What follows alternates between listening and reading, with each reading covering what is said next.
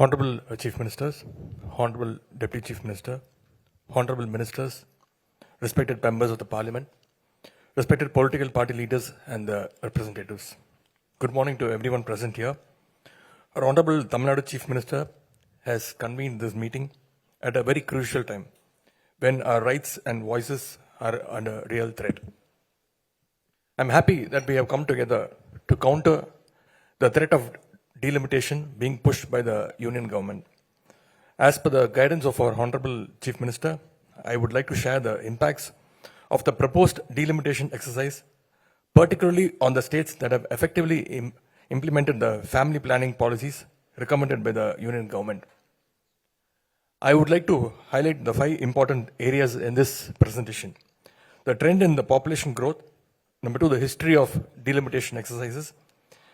Number 3, the possible delimitation scenarios. Number 4, the impact on states like us. And number 5, the why we need to join hands right now. For decades, states present here have made significant efforts to control and manage the population growth. We introduced policies, raised awareness, and achieved what the nation aimed for, a stable population growth. While some other states continued to experience rapid population growth, we acted responsibly. As a result, we reached the population replacement rate much earlier than many other states. But instead of being rewarded for this achievement, we are now at the risk of losing our political representation. The green line in this graph clearly shows how effectively the states present here have controlled the population growth rate. On contrary, you can see the violet line, the population growth in other states have continued to rise post 1971. According to the Article 82 of the Indian Constitution, parliamentary seats should be adjusted after every census. Accordingly, the number of seats were increased from 494 to from 489 to 494 as per the census of 1951.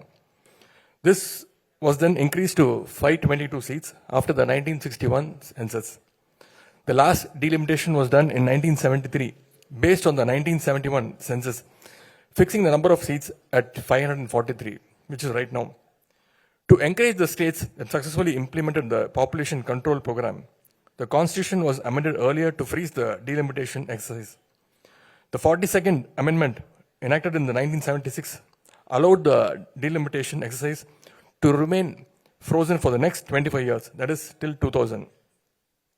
When this period was expired, the 84th Amendment was enacted in 2002, extending the freeze for another 25 years, that is till 2026. As we all know, the freeze implemented in 2002 is set to expire. So what will happen in 2026? The 2021 census, which was postponed due to COVID-19, has still not been done. Particularly, it is a strategy to implement the delimitation after the 2026. If they use the post-2026 census data, the allocation of Lok Sabha seats will change drastically. And here lies the danger. States with high population growth will gain more seats, while states like us, we will lose significant political representation. So far, the Union government is reluctant to make any official statement on the continuation of the freeze imposed in 2002. In fact, there are contradicting statements from the Honorable Prime Minister and the Home Minister on delimitation, creating a lot of confusions. In September 2023, Honorable Union Home Minister Amit Shah said in the Parliament that the delimitation process would be implemented and seats would be increased. However, Honorable Prime Minister Narendra Modi, addressing an election rally in Telangana in 2023, said that if the delimitation exercise was implemented, southern states would lose around 100 seats. Meanwhile, Union Home Minister, who recently visited Coimbatore, claimed that Tamil Nadu will not be affected by this delimitation exercise. Therefore, the questions we have in front of us are, will the freeze be extended or not? Will the number of seats remain the same or will it increase? If increased, what will be the number? On what basis the seats will be distributed among the states? Whether it will be done as per the 1971 census or the proposed projected 2026 census. If the freeze is not extended, 2 scenarios are likely to occur. Number 1, the Union government would do the delimitation exercise by keeping the current 543 seats but redistributing them based on the 2026 census. The scenario 2. Alternatively, the seats may be increased to 848 and then distributed after the 2026 census. In both the cases, we will lose our representation significantly.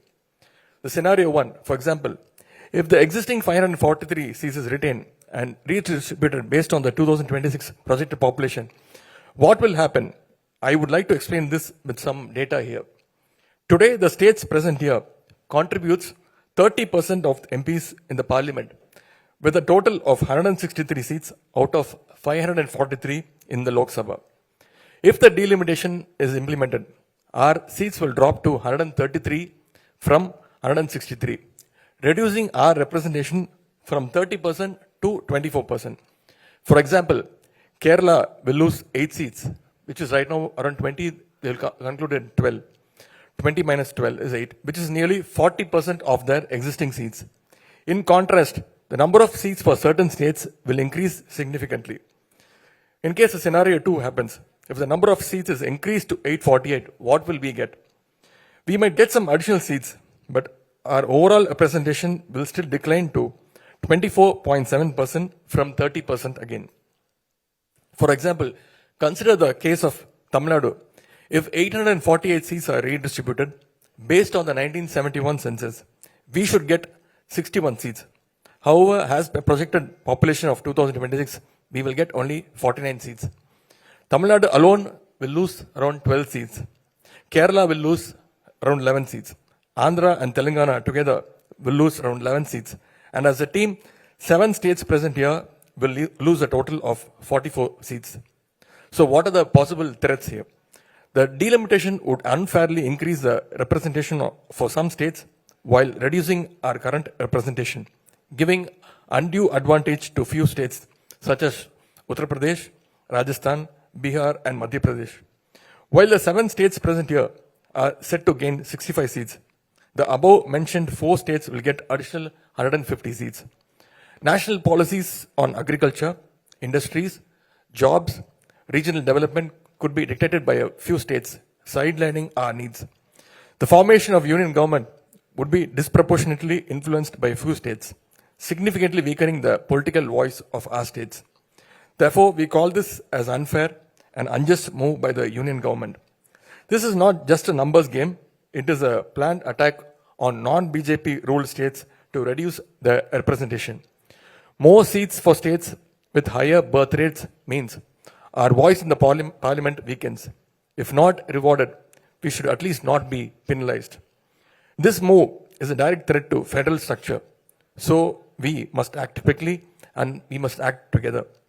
We must demand on extension of the freeze on Lok Sabha seats based on 1971 census beyond 2026.